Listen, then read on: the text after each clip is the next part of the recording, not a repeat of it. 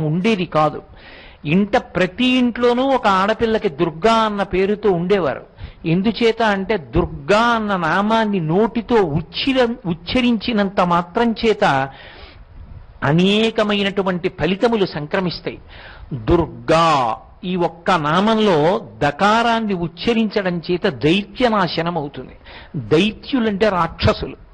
ఆ రాక్షసులు నశించినటువంటి కారణం చేత మనసులలో ఉద్రేకమైనటువంటి భావనలు, సమాజాన్ని పాడు చెయ్యాలి, సమాజాన్ని వక్రగతిలోకి తీసుకెళ్లాలనేటటువంటి ప్రబోధాలు ఉండవు.